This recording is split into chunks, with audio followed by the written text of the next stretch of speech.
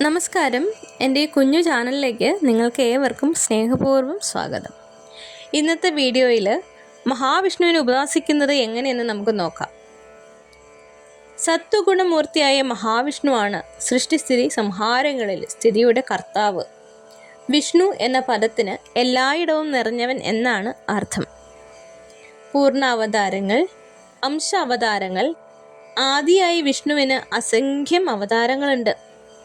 സനകൻ, സനന്ദൻ, സനൽകുമാരൻ, കപിലൻ, ദത്താത്രേയൻ, നാരദൻ, മോഹിനി, ഗരുഡൻ, ധന്വന്തരി, വ്യാസൻ തുടങ്ങിയവരെല്ലാം വിഷ്ണുവിൻ്റെ അംശ അവതാരങ്ങളാണ്. ദേവന്മാർ, മനുക്കൾ, മനുപുത്രന്മാർ, പ്രജാപതികൾ, മഹർഷിമാർ എന്നിവരും വിഷ്ണുവിൻ്റെ അംശങ്ങളും കലകളുമാണ്. ദേവി ഭാഗവത പ്രകാരം 26 അവതാരങ്ങളാണ് മഹാവിഷ്ണുവിന് ഉള്ളത്. ധർമ്മം നശിച്ച് അധർമ്മം കൊടികുത്തി വാഴുവാൻ തുടങ്ങുമ്പോൾ ധർമ്മ സംസ്ഥാപനാർത്ഥം ഭഗവാൻ അവതരിക്കുന്നു. വിഷ്ണുവിൻ്റെ ദശാവതാരങ്ങളാണ് ഏറ്റവും പ്രധാനം. മത്സ്യം, കൂർമ്മം, വരാഹം, നരസിംഹം, വാമനൻ, പരശുരാമൻ, ശ്രീരാമൻ, ബലരാമൻ, ശ്രീകൃഷ്ണൻ, കൽക്കി എന്നിവരാണ് ദശാവതാരങ്ങൾ. ഇതിൽ ശ്രീകൃഷ്ണൻ എല്ലാ അർത്ഥത്തിലും മഹാവിഷ്ണുവിൻ്റെ പൂർണ്ണ അവതാരമാണ്. അഷ്ടാക്ഷരം, ദശാക്ഷരി, ദ്വാദശി, ഷോഡാക്ഷരി, ത്രൈലോക്യമോഹന ഗോപാലം, സുദർശനം, അനന്തശയനം, സന്താനഗോപാലം, ധന്വന്തരി, നരസിംഹം, ശ്രീവിദ്യാഗോപാലം എന്നിങ്ങനെ മഹാവിഷ്ണുവിന് അസംഖ്യം രൂപകൽപ്പനകളുമുണ്ട്.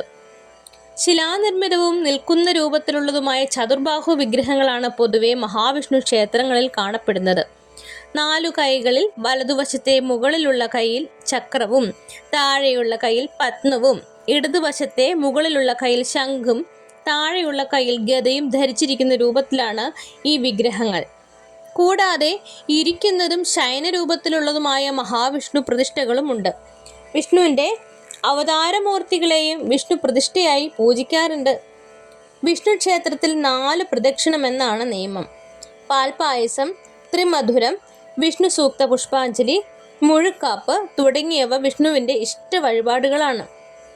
തുളസിയാണ് പ്രിയപുഷ്പം. വ്യാഴാഴ്ചകൾ, ഏകാദശി, തിരുവോണം നക്ഷത്രം എന്നിവ വിഷ്ണു ക്ഷേത്രത്തിൽ പ്രധാനമാണ്. ഇനിയും ഇതുപോലുള്ള വീഡിയോകൾക്കായി ഈ ചാനൽ സബ്സ്ക്രൈബ് ചെയ്യൂ. Thank you for watching.